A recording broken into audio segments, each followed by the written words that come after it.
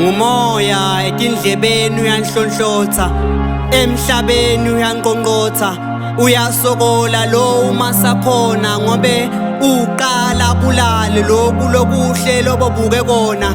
Likusasa kusalingasasi kulabasha ngobe umoya ufika kukule inhlabathi ayiphose emehlweni baphambuka endleleni. Kulomthenzelo sahlaba lo moya ufika phephule le lapha phansi laqade kusale libito impilo ibelide.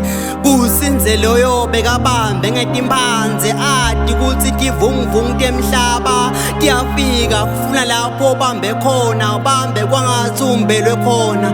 Ngobe lo moya unetigaba uya ngeqina uma kusaphakama langa, uya ngeqina uma uphambana neteluleko temhlaba. Ngumoya lona ufike umise lonke lihlelo lokuhle lobokuhlela ngelikusasa kuyashabalala uma busha bakho bengenawe kufihla umsamo. Uma unhlamahlama uhlanhlatheka unahlaliseka lo moya kalula uyahlasela akuphephulelele endzaweni lelihlane kabuhlungu akukhafule usale lide ulikhafuna. Tendile-ke akakhalelwa engani lokhu ngilobokufuna.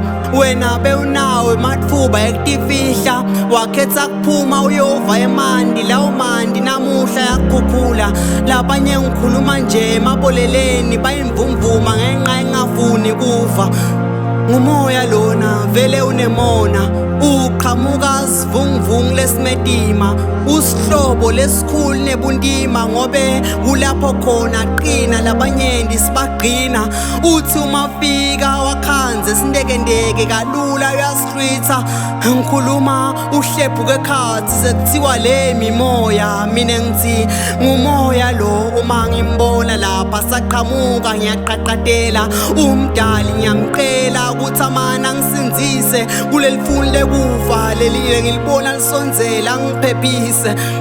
Lo moya unemandla unemdlandla uphephula lithembela lishiye emashingweni kuyaguquguquka nangimbuka lisela. Namuhla ngimoyana lomnanzi siyamthamela kunjalo kuva uma kufika siyagijimela. Kusasa kuzivunguvungu simbalekela ngobe sasiguqukela. Le ngondle kwangathi ningayilalela nihla etindlebe nikuve lokhu lengetama kuko kunimbulela. Ngobe lithuna ninatimbela bese ngisola bathakathi uma basemhlaba sesinigqibela. Hayi asenigqine la ndawuze nithi sengiyanehlulela.